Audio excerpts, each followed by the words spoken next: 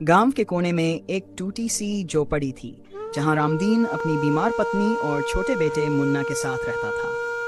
खेतीबाड़ी छूट चुकी थी, उम्र ने शरीर को कमजोर कर दिया था और बीवी की दवाई का इंतजाम करना भी रामदीन के लिए जंग जीतने जैसा था। उस दिन घर में खाने को बस एक रोटी बची थी। बीवी पूरे दिन बुखार में तपती रही और मुन्ना ने सुबह से कुछ खाया नहीं था।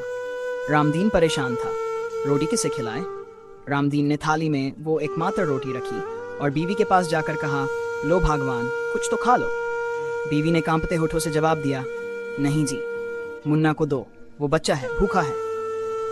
रामदीन थाली लेकर मुन्ना के पास गया जो थककर कोने में पड़ा था। जैसे ही उसने रोटी आगे बढ़ाई, मुन्ना बोला, बाबा, माँ ने तो कुछ खाया ही नहीं, आप माँ को दे दो। रामदीन का गला रुंध गया। एक ही रोटी थी और 3 जाने थी। वो वापस जाकर थाली में रोटी देखता रहा और फिर उसने वो रोटी उठाई, 3 टुकड़े किए, एक बीवी के मुंह में रखा, एक मुन्ना के, और आखिरी टुकड़ा खुद खा लिया। उस रात झोपड़ी में चूल्हा नहीं जला, मगर 3 दिलों ने एक दूसरे को प्रेम से तृप्त कर दिया।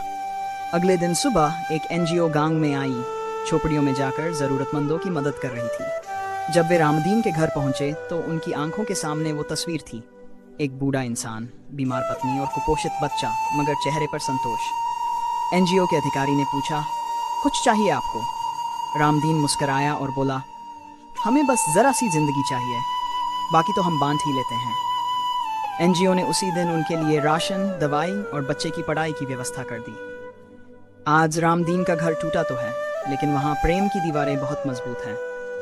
मुन्ना अब स्कूल जाता है, बीवी की तबीयत बेहतर है और रामदीन खेत में फिर से हल चलाने की तैयारी में है।